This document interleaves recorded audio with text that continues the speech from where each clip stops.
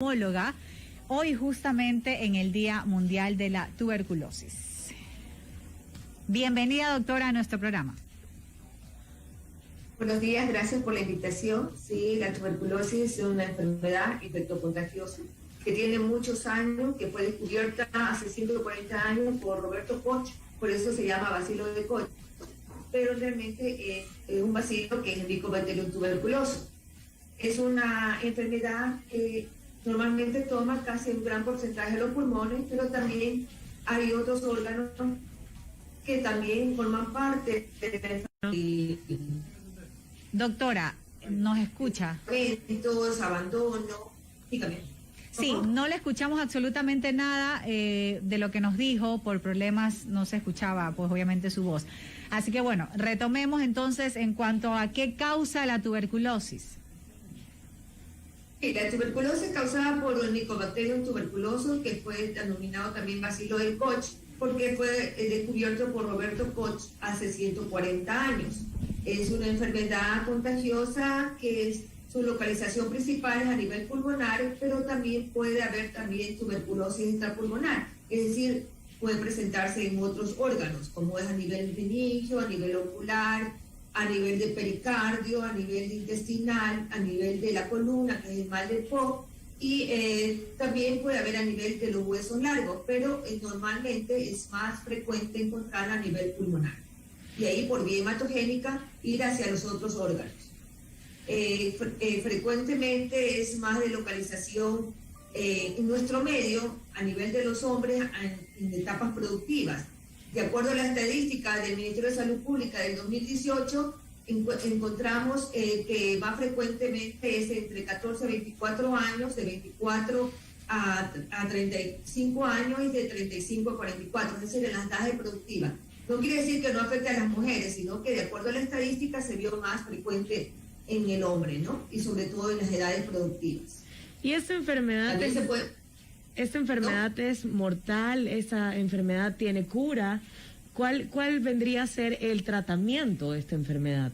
Claro, la enfermedad es controlada, tiene curación, también entra la cronicidad si es que no sabemos tratarla. El tratamiento es con drogas que son ya hay un esquema para cada paciente de acuerdo a su kilo peso y de acuerdo a la edad, ¿no? Generalmente son 6 meses de tratamiento. Actualmente el tratamiento no lo podemos dar nosotros los neumólogos o los clínicos en los consultorios o en los hospitales, lo da el Ministerio de Salud Pública, que es un esquema que se llama DOTS, que es supervisado. Ese esquema supervisado es para evitar el abandono del paciente al tratamiento y ser supervisado y evitar la resistencia del tratamiento, ¿no?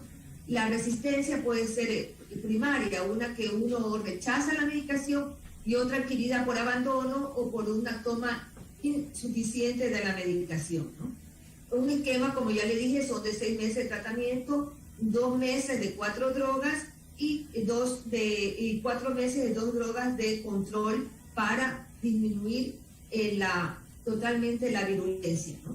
O controlarla. ¿Cuáles son estas secuelas que deja esta enfermedad? Bueno, comencemos con los síntomas. Los síntomas más frecuentes son la tos persistente. Se considera que de 2 semanas que un paciente tenga tos, hay que hacerle los exámenes. Comenzaremos con una radiografía estándar de tórax, con una vaciloscopía. Actualmente hay otras formas de diagnosticar a través de la biología molecular, el interferón, el INSPER.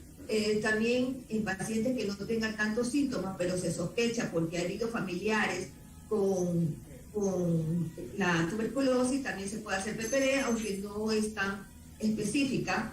Tiene una sensibilidad mediana, pero no es tan específica como es la vaciloscopía y sobre todo el cultivo del esputo, que es donde uno va a observar el bacilo y también se va a observar si hay o no resistencia a un tipo de droga, ¿no? Que se usa dentro de este esquema. Pero el cultivo del esputo, lo malo es que demora 8 semanas para poder tener un resultado de si estamos positivos o no estamos positivos, si hemos creado resistencia o no. pero realmente es uno de los mejores, ¿no? También se puede hacer el estudio del líquido pleural, si es un derrame pleural, también a nivel del líquido cefalorraquídeo, o también se puede hacer a través del lavado bronquioliolar, si es que el paciente no tiene tanta cantidad de flema para hacer los estudios, ¿no? En los niños se utiliza mucho el jugo gástrico para hacer el estudio del bacilo de Koch. O sea, depende de la localización para uno pedir determinado tipo de exámenes. Ahora, realmente el control existe, como les dije, si llevamos un buen tratamiento. Si nosotros abandonamos, pues se crea la resistencia del mismo por abandono o por dosis insuficiente.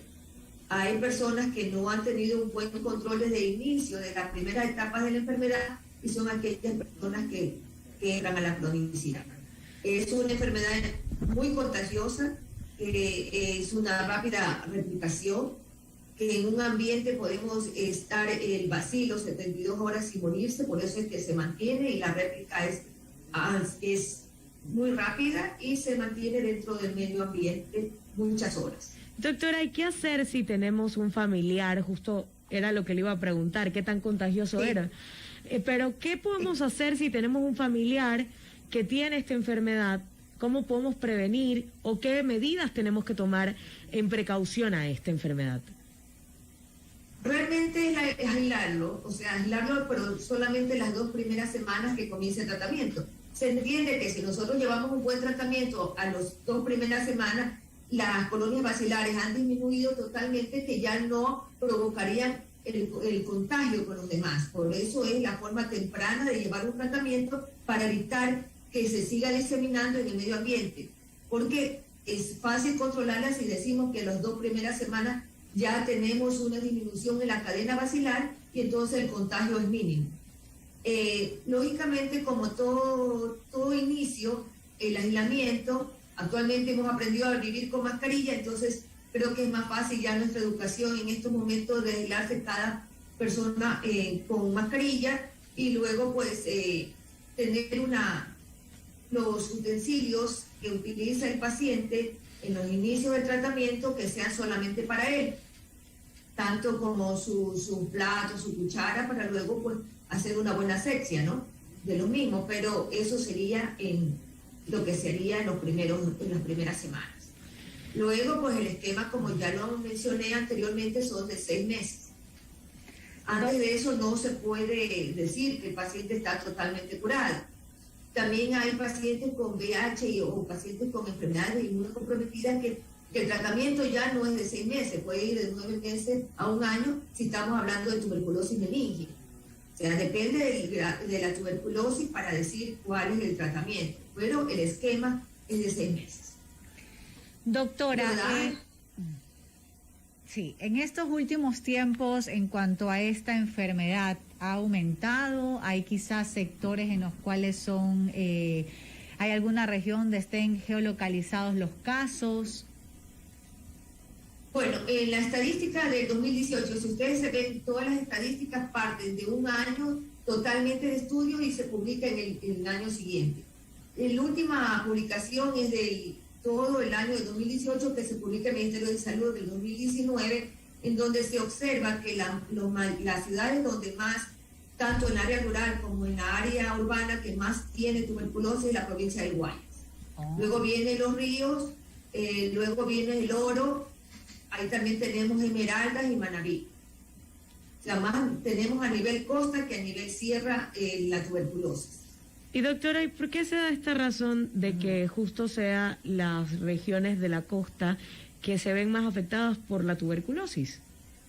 Yo creo que quizás es porque tenemos un poco más de promiscuidad, son las casas muy pequeñas, totalmente, los unos viven encima de los otros, quizás en la sierra las habitaciones sean más grandes, aunque sean las personas pobres, el ambiente, el mismo aire, pues es menos cerrado, menos contaminante. ¿El clima tendrá algo que ver? ¿No? ¿Perdón? ¿El clima tendrá algo que ver o no nada que ver? Sí, pienso que sí, que el clima. Nosotros los costeños somos más abiertos, salimos más, estamos enfermos y nos cuidamos menos. Estamos más en la calle. La gente de la sierra ya a las 8, 9 de la noche está durmiendo. Es Nosotros verdad. estamos a las 9 de la noche recién saliendo a buscar algo que comer. Entonces pienso que todo eso sí influye, ¿no? La forma en que nosotros nos desarrollamos.